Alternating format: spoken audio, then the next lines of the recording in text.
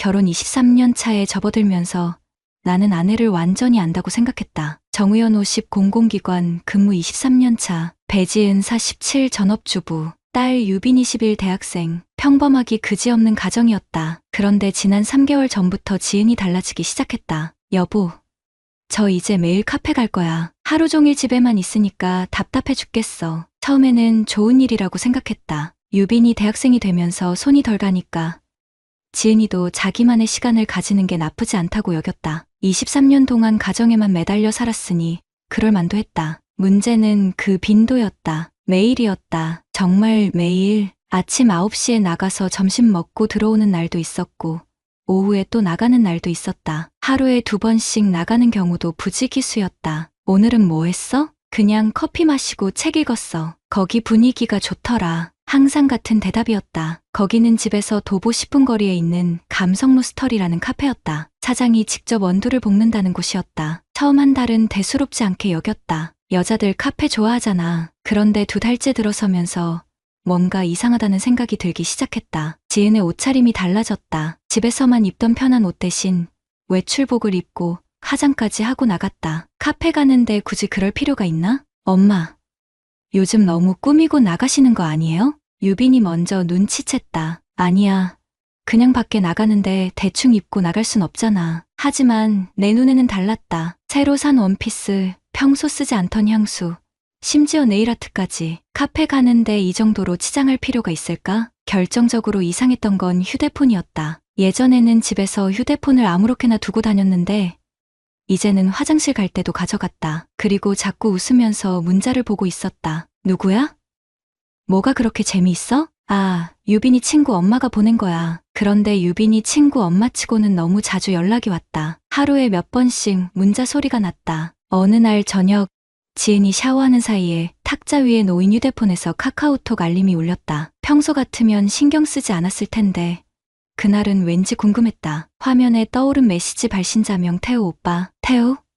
누구지? 그리고 왜 오빠야? 나는 급히 고개를 돌렸다. 샤워실에서 물소리가 들렸다. 아직 샤워 중이었다. 메시지 내용은 보이지 않았지만 발신자명만으로도 충분히 이상했다. 지은이 누군가를 오빠라고 부른다고?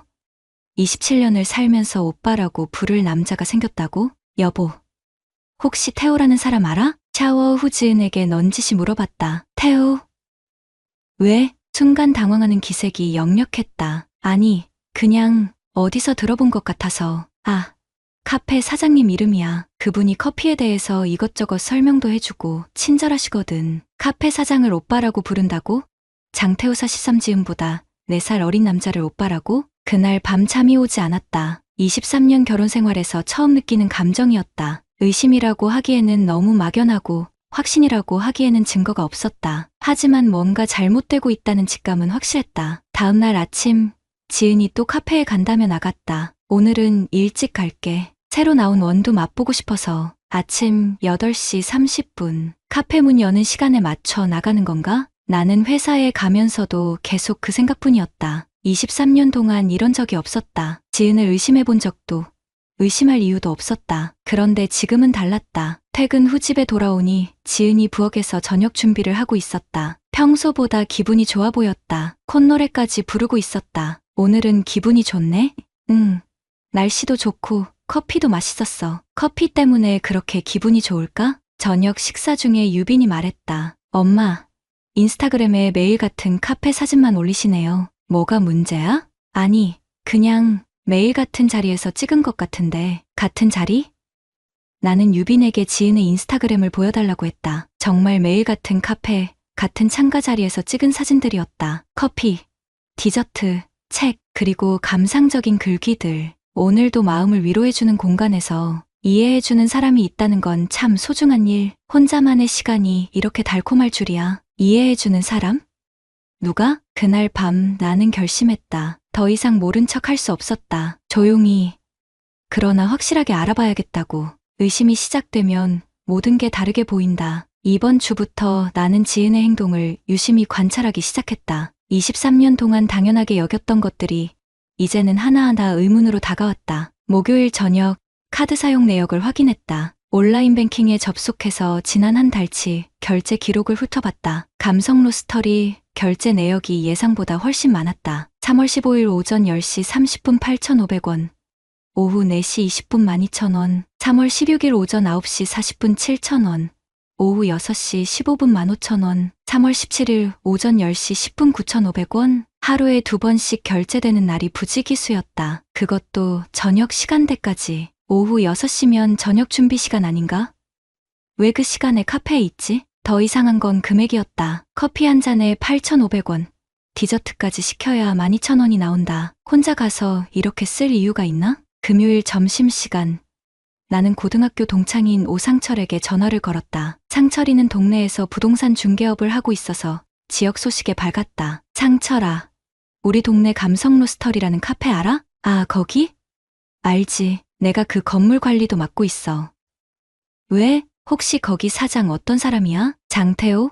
솔직히 말하면 좀 이상한 놈이야. 내 심장이 빨라졌다. 이상하다는 게? 기혼 여자들한테만 친절해. 특히 40대 아줌마들. 단골 만들기 위해서 일부러 그러는 것 같은데 좀 과해. 상철의 말이 계속 이어졌다. 그놈 인스타그램 한번 봐봐. 온갖 감성 글만 올려놓고 손님들이랑 찍은 사진도 많고 내가 보기엔 장사 수작이야. 그날 밤 나는 장태호의 인스타그램을 찾아봤다. Emotional Roaster 태호라는 아이디였다. 정말 상철 말이 맞았다. 오늘도 소중한 분이 찾아와 주셨습니다. 힘든 하루를 보낸 당신에게 위로가 되었기를. 진정한 커피는 사람과 사람을 이어주는 다리입니다. 온통 이런 감성팔이 글들뿐이었다. 그런데 사진을 자세히 보니 소름이 돋았다. 지은의 뒷모습이 찍힌 사진이 있었다. 창가 자리에 앉아 커피를 마시는 여자의 실루엣. 지은이 입고 나간 옷과 똑같았다. 오늘도 반가운 분과 함께한 오후. 이 글 아래에는 하트 이모지가 달려 있었다. 다른 손님 사진에는 없던 하트가. 토요일 오후 유빈이 급하게 내 방으로 들어왔다. 아빠, 이거 좀 보세요. 유빈이 들고 있던 건 지은의 휴대폰이었다. 엄마가 샤워하시는데 문자가 계속 와서 확인했어요. 그런데 유빈의 표정이 어두웠다. 연락처에 태호 오빠라고 저장되어 있어요. 그리고 문자 내용이 나는 휴대폰을 받아들었다. 카카오톡 대화창이 열려 있었다. 태호 지은 씨, 오늘 못 오시나요? 새로운 원두 들어왔는데. 지은, 아, 오빠. 오후에 갈게요. 남편이 집에 있어서. 유유, 태호. 그럼 5시쯤에? 그때면 손님도 없을 거예요. 지은, 네, 그때 봐요. 남편이 집에 있어서? 나 때문에 못 간다는 뜻인가? 그리고 그 하트는 뭐지? 나는 대화 내역을 위로 올려서 더 확인했다. 태호, 지은 씨는 정말 특별해요. 다른 손님들과는 달라. 지은 오빠도 저한테 특별하잖아요. 태호, 남편분은 지은 씨의 진짜 모습을 모르시는 것 같아요. 지은, 맞아요. 집에서는 그냥 아줌마일 뿐이에요. 내 손이 떨렸다. 23년을 함께 산 아내가 다른 남자에게 이런 말을 하고 있었다니. 아빠, 괜찮으세요? 유빈이 걱정스런 표정으로 나를 바라봤다.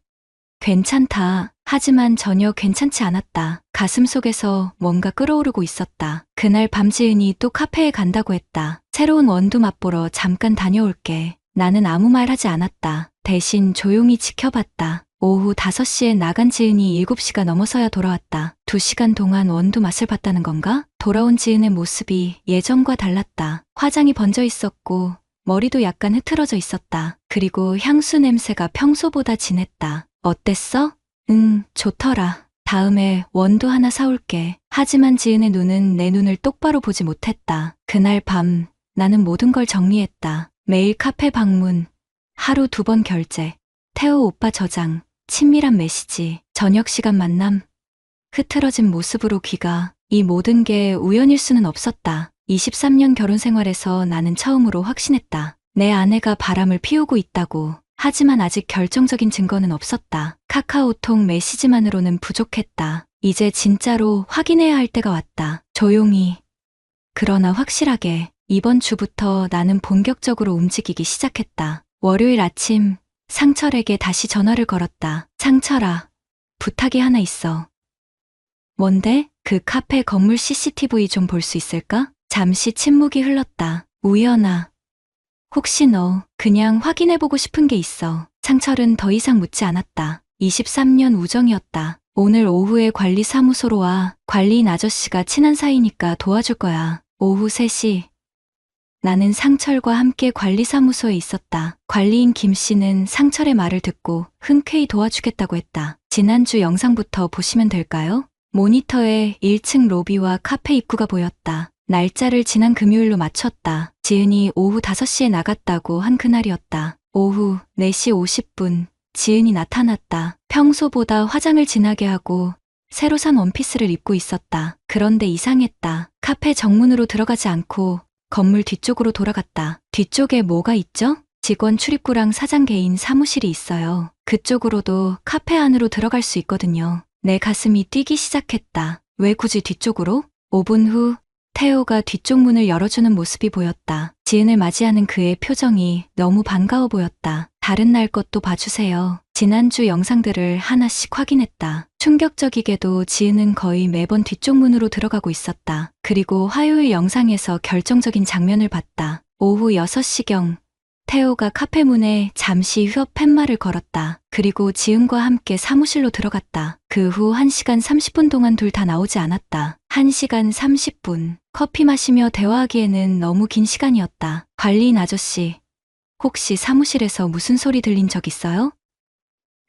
가끔 웃음소리 나고 그래요. 그런데 여자 손님 목소리도 자주 들리더라고요. 내 주먹이 저절로 쥐어졌다. 수요일 저녁 나는 직접 확인하기로 했다. 지은이 또 카페에 간다고 나갔다. 이번에는 나도 따라 나섰다. 카페에서 200m 떨어진 편의점에 차를 세우고 기다렸다. 오후 6시 태호가 휴업 팻말을 걸었다. 10분 후 지은이 뒤쪽 문으로 들어갔다. 나는 차에서 내려 카페 뒤편으로 조용히 이동했다. 사무실 창문 쪽으로 다가갔다. 창문 사이로 희미하게 불빛이 새어나왔다. 그리고 목소리가 들렸다. 지은 씨, 정말 예뻐요. 그 원피스 너무 잘 어울려. 오빠가 예쁘다고 하니까 기분 좋아요. 내 가슴이 터질 것 같았다. 23년 결혼 생활에서 내가 지은에게 예쁘다고 말한 게 언제였나? 기억이 나지 않았다. 남편은 지은 씨의 진짜 매력을 모르는 것 같아요. 우연히는 말이 없어요. 관심도 없고. 관심이 없다고? 23년 동안 가족을 위해 성실하게 살아온 내가 관심이 없다고? 지은 씨는 충분히 사랑받을 자격이 있어요. 저라면 매일 예쁘다고 말해드릴 텐데. 오빠, 그런 말 하면 안 돼요. 하지만 지은의 목소리에는 거부감이 아니라 설렘이 묻어 있었다. 그 순간 창문 쪽에서 그림자가 움직였다. 두 사람이 가까워지는 모습이 보였다. 나는 더 이상 볼 수 없었다. 주먹을 꽉 쥔 채 그 자리를 떠났다. 목요일. 나는 마지막 증거를 찾기 위해 움직였다. 점심시간에 카페 근처 상가들을 돌아다녔다. 혹시 지은과 태호를 함께 목격한 사람이 있는지 확인하려고. 카페 맞은편 문구점 사장님이 결정적인 증언을 해줬다. 아, 그 여자분이요? 사장님이랑 자주 같이 나오던데요. 지난주에는 둘이 손잡고 걷는 것도 봤어요. 손을 잡고? 내 아내가 다른 남자와? 확실해요? 네. 제가 왜 거짓말을 해요? 그때 좀 이상하다 싶었거든요. 커플 같아 보였어요. 그날 밤 나는 인터넷을 뒤져서 결정적인 증거를 찾았다. 지은의 인스타그램에 올라온 사진 중에 커피잔이 찍힌 게 있었다. 평범한 커피잔 같았는데 자세히 보니 특별 제작된 것 같았다. 태호의 인스타그램을 확인해 보니 같은 날 비슷한 커피잔 사진이 올라와 있었다. 나는 커플 텀블러 제작 업체들을 하나씩 검색해봤다. 30분 후 한 업체의 주문 내역에서 충격적인 걸 발견했다. 주문자 장태호, 주문 내용 커플 머그컵 2개, 지은태호 각인, 주문일 3월 20일, 3월 20일. 지은이 특별히 기분 좋아했던 그날이었다. 이제 모든 퍼즐이 맞춰졌다. 매일 카페 방문, 뒤편 출입구 이용, 휴업시간 사무실 체류, 커플 용품 제작, 주변 상인들의 목격담. 23년 아내가 4살 어린 카페 사장과 불륜을 저지르고 있었다. 나는 PC 앞에 앉아 모든 증거를 정리했다. 사진, 영상, 카드 내역, 증언, 주문 내역까지. 이제 결정할 때가 왔다. 더 이상 모른 척하며 살 수는 없었다. 23년을 바보로 살았지만 이제는 달랐다. 정의를 구현할 시간이었다. 금요일 오전 나는 변호사 사무실에 있었다. 이혼 전문으로 유명한 법무법인이었다. 정리해온 모든 증거를 변호사 앞에 펼쳐놓았다. 이 정도면 충분합니다. CCTV 영상, 목격자 증언, 커플 용품 주문 내역까지 있으니 반박할 여지가 없어요. 변호사는 자신감 있게 말했다. 상간자 소송은 어떨까요? 당연히 승소입니다. 위자료 3천만 원에서 4천만 원까지 가능할 것 같습니다. 나는 소장 작성을 의뢰했다. 이혼 청구와 함께 태호를 상대로 한 상간자 위자료 청구까지 언제쯤 시작할 수 있나요? 다음 주에 소장 접수하겠습니다. 그 전에 상대방들에게 직접 통보하실 건가요? 네. 제가 직접 하겠습니다. 집으로 돌아와서 나는 마지막 준비를 했다. 모든 증거를 깔끔하게 정리해서 투명 파일에 넣었다. 그리고 변호사가 미리 작성해준 이혼 통보서도 준비했다. 토요일 오후 3시 지은이 또 카페에 간다고 나섰다. 새로운 케이크 맛보러 갔다 올게. 나는 10분 후에 따라 나섰다. 오늘이 마지막이었다. 감성 로스터리 앞에 도착했다. 평소와 다름없이 몇 명의 손님들이 앉아 있었다. 지은은 창가 자리에 앉아 태호와 대화를 나누고 있었다. 나는 카페 문을 열고 들어갔다. 종소리와 함께 지은이 고개를 돌렸다. 순간 얼굴이 새하얗게 변했다. 여보, 왜 여기? 태호도 당황한 기색이 역력했다. 카운터 뒤에서 어색하게 웃으며 인사했다. 안녕하세요. 지은 씨 남편분이시죠? 나는 대답하지 않았다. 대신 지은에게 조용히 말했다. 밖에서 얘기 좀 하자. 여기서 하면 안 돼? 밖으로 나와. 내 목소리에는 어떤 감정도 담지 않았다. 하지만 단호했다. 지은이 떨리는 손으로 가방을 들고 일어났다. 태호도 따라 나오려고 했다. 사장님도 같이 나오세요. 카페 앞 벤치에서 나는 준비해온 파일을 꺼냈다. 23년 결혼 생활이 이렇게 끝나는군. 여보, 무슨 소리야? 갑자기 왜 이래? 지은의 목소리가 떨렸다. 나는 첫 번째 사진을 꺼냈다. 지은과 태호가 카페 뒤편으로 들어가는 CCTV 캡처였다. 3월 22일 오후 6시. 뒤편문으로 들어가서 1시간 30분 동안 나오지 않았어. 지은의 얼굴에서 모든 혈색이 사라졌다. 두 번째는 커플 머그컵 주문 내역이었다. 지은 태호, 이게 뭐야? 이건 지은이 말을 잇지 못했다. 태호가 끼어들었다. 형님, 오해가 있으신 것 같은데. 오해? 나는 처음으로 태호를 똑바로 바라봤다. 지은 씨는 정말 특별해요. 다른 손님들과는 달라. 이것도 오해인가? 태호의 얼굴이 굳어졌다. 그건 어떻게? 카카오톡 대화 내용이야. 남편분은 지은 씨의 진짜 모습을 모르시는 것 같아요. 이것도 오해지? 지은이 주저앉을 뻔했다. 여보, 미안해. 정말 미안해. 23년 동안 뭐였어? 내가 매일 새벽에 출근해서 밤늦게 들어와도 불평 한 번 안 했는데. 내 목소리가 점점 낮아졌다. 가계부 관리하고 유빈이 학비 벌려고 주말에도 일했는데 그동안 넌 뭐 했어? 여보, 그게 아니야. 난 그냥 뭐? 외로웠다고? 관심 받고 싶었다고? 지은이 울기 시작했다. 나도 여자야. 나도 인정받고 싶었어. 넌 항상 바쁘고 대화도 없고. 대화가 없었다고? 나는 마지막 서류를 꺼냈다. 이혼 통보서였다. 이제 대화할 필요 없어. 이게 뭐야? 이혼 통보서야. 다음 주에 법원에 소장 접수한다. 태호가 갑자기 일어섰다. 형님, 저희가 잘못했습니다. 용서해 주세요. 용서? 나는 태호를 차갑게 바라봤다. 당신도 상간자 위자료 소송 들어갑니다. 4천만 원. 4천만 원이요? 태호의 목소리가 떨렸다. 기혼자인 걸 알면서도 유혹했으니까 법정에서 만납시다. 지은이 내 팔을 붙잡았다. 여보, 제발 한 번만 용서해줘. 다시는 안 그럴게. 나는 지은의 손을 뿌리쳤다. 23년을 바보로 살았구나. 그 말을 마지막으로 나는 자리를 떠났다. 뒤에서 지은의 울음소리가 들렸지만 돌아보지 않았다. 집에 돌아와서 유빈에게 모든 걸 말했다. 아빠, 잘하셨어요. 유빈은 단호하게 말했다. 엄마가 잘못한 거예요. 아빠는 평생 우리 가족을 위해 최선을 다하셨잖아요. 그날 밤 지은은 집에 들어오지 않았다. 아마 친정으로 갔을 것이다. 나는 처음으로 마음이 편안했다. 23년 동안 성실하게 살아온 내가 왜 이런 대접을 받아야 하는지 이해할 수 없었다. 하지만 이제는 달랐다. 잘못한 사람이 대가를 치르는 것이 정이었다. 6개월이 지났다. 법정에서 모든 것이 정리됐다. 이혼은 내 완전 승리로 끝났고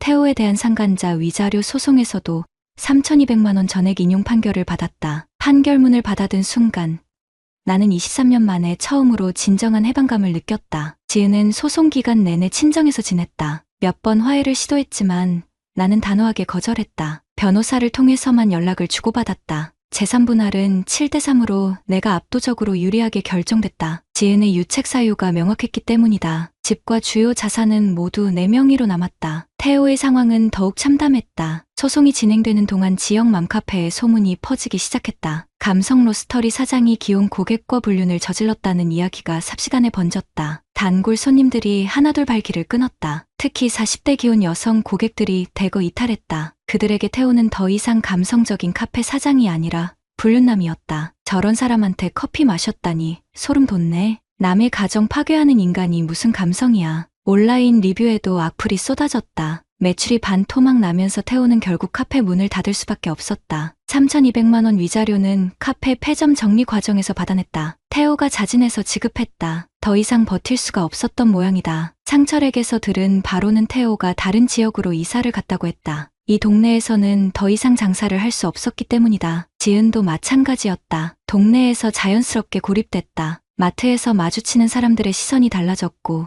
동네 부녀회 모임에서도 배제됐다. 결국 친정 근처로 완전히 이주했다. 유빈과의 관계는 단절 상태였다. 유빈은 엄마의 행동을 도저히 이해할 수 없다며 연락을 끊었다. 아빠가 평생 가족을 위해 희생하셨는데 엄마는 그걸 당연하게 여겼어요. 용서할 수 없어요. 유빈의 말에 나는 더욱 확신이 섰다. 내가 내린 결정이 옳았다고. 이제 집에는 나와 유빈만 남았다. 놀랍게도 집안 분위기가 훨씬 좋아졌다. 예전에는 지은 때문에 어딘가 무거웠던 공기가 이제는 자유롭고 편안했다. 경제적으로도 여유가 생겼다. 지은이 카페에서 쓰던 돈, 온갖 화장품과 옷 구입비가 사라지면서 가게가 안정됐다. 위자료 3,200만 원도 큰 도움이 됐다. 무엇보다 정신적으로 홀가분했다. 23년 동안 당연하게 여겨왔던 것들이 사실은 전혀 당연하지 않았다는 걸 깨달았다. 성실하게 가정을 책임지는 것, 묵묵히 가족을 위해 희생하는 것, 이런 것들을 지은은